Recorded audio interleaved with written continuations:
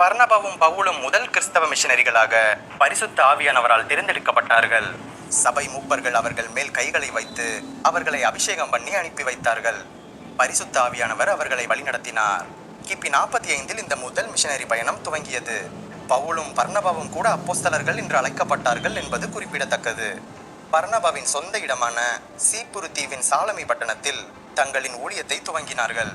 மார்க்குவும் இவர்களுக்கு உதவியாளராக உடன் சென்றிருந்தார். பவுல் மீண்டும் தங்களுடைய இரண்டாவது மிஷனரி பிரயாணத்தை தொடங்கலாம், நாம் உருவாக்கின சபைகளையும் சீஷர்களையும் போய் பார்த்துவிட்டு வரலாம் என்று சொல்லி பர்னபாவை அழைத்த போது பர்னபா சொல்லுகிறான், நான் மீண்டும் மார்க்குவையும் அழைத்து செல்ல வேண்டும் என்பதாக. இது பவுலுக்கு பிடிக்காமல் போனது. ஏனென்றால் முதலாவது மிஷனரி பிரயாணத்திலே மார்க்கு பாதியிலேயே இவர்களை விட்டுவிட்டு எருசலேமுக்கு திரும்பி போய்விட்டான். இது பவுலுக்கு கோபத்தை உண்டு பண்ணியிருந்தபடியினால் இப்பொழுது நாம் மீண்டும் மார்க்குவை கூட்டி செல்வது சரியாகாது என்று சொல்லி பர்னபாவோடு கூட எதிர்த்து நிற்க வாக்குவாதம் உண்டான போது தேவனுடைய ஊழியத்தை விட்டுவிடாமல் மார்க்குவை தன்னோடு கூட அழைத்து கொண்டு தொடர்ந்து ஊழியத்தை செய்து நிறைவேற்றின ஒரு நல்ல மனிதன் இந்த பர்னபா என்பதை நம்மால் அறிந்து கொள்ள முடிகிறது. ஆக இந்த பர்னபாவை குறித்து நாம் அறிந்து கொள்ளுகிற காரியம் என்ன? அவன் சீப்புரு தீவை சேர்ந்தவன். அவனுடைய இயற்பெயர் யோசே என்பதாகும். அவன் லேவி கோத்திரத்தை சேர்ந்தவன். அவன் தன்னுடைய இருந்த ஒரே நிலத்தை விற்று சபைக்காக அப்போஸ்தலருடைய பாதத்திலே கொண்டு வந்து வைத்தவன். அது மட்டுமல்லாமல் அந்தியோகியாவில் இருந்த புறஜாதி மக்கள் நிறைந்த அந்த சபை உருவாவதற்கும் அதன் வளர்ச்சிக்கும் தொடர்ச்சியாக பாடுபட்ட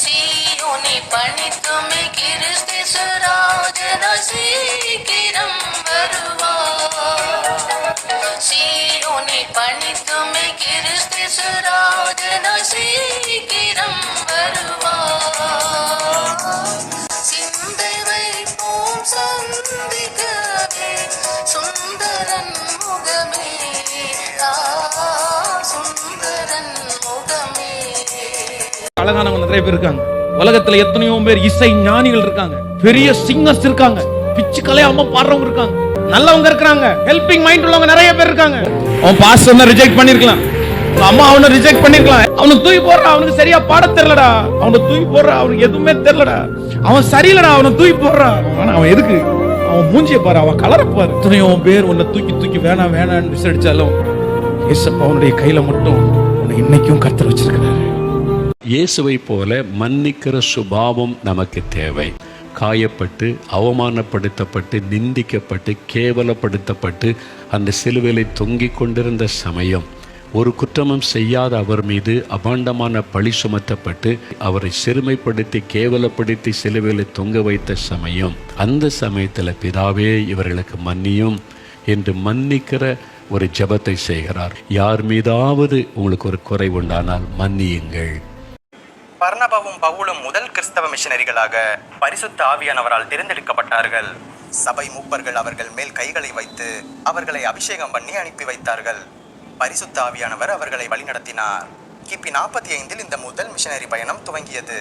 பவுலும் பர்னபாவும் கூட அப்போஸ்தலர்கள் என்று அழைக்கப்பட்டார்கள் என்பது குறிப்பிடத்தக்கது. பர்னபாவின் சொந்த இடமான சீப்புரு தீவின் சாலமி பட்டணத்தில் தங்களின் ஊழியத்தை துவங்கினார்கள். மார்க்குவும் இவர்களுக்கு உதவியாளராக உடன் சென்றிருந்தார். பவுல் மீண்டும் தங்களுடைய இரண்டாவது மிஷனரி பிரயாணத்தை தொடங்கலாம், நாம் உருவாக்கின சபைகளையும் சீஷர்களையும் போய் பார்த்துவிட்டு வரலாம் என்று சொல்லி பர்னபாவை அழைத்த போது பர்னபா சொல்லுகிறான், நான் மீண்டும் மார்க்குவையும் அழைத்து செல்ல வேண்டும் என்பதாக. இது பவுலுக்கு பிடிக்காமல் போனது. ஏனென்றால் முதலாவது மிஷனரி பிரயாணத்திலே மார்க்கு பாதியிலேயே இவர்களை விட்டுவிட்டு எருசலேமுக்கு திரும்பி போய்விட்டான். இது பவுலுக்கு கோபத்தை உண்டு பண்ணியிருந்தபடியினால் இப்பொழுது நாம் மீண்டும் மார்க்குவை கூட்டி செல்வது சரியாகாது என்று சொல்லி பர்னபாவோடு கூட எதிர்த்து நிற்க வாக்குவாதம் உண்டான போது தேவனுடைய ஊழியத்தை விட்டுவிடாமல் மார்க்குவை தன்னோடு கூட அழைத்து கொண்டு தொடர்ந்து ஊழியத்தை செய்து நிறைவேற்றின ஒரு நல்ல மனிதன் இந்த பர்னபா என்பதை நம்மால் அறிந்து கொள்ள முடிகிறது.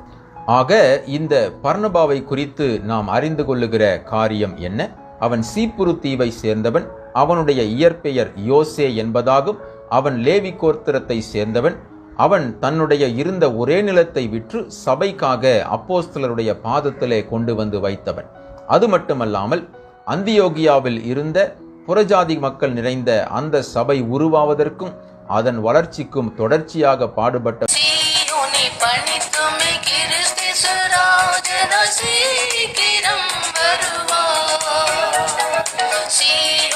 பணித்துமை கிறிஸ்து இயேசுராஜன் சீக்கிரம் வருவார். சிந்தை வைப்போம் சந்திக்கவே சுந்தரன் முகமே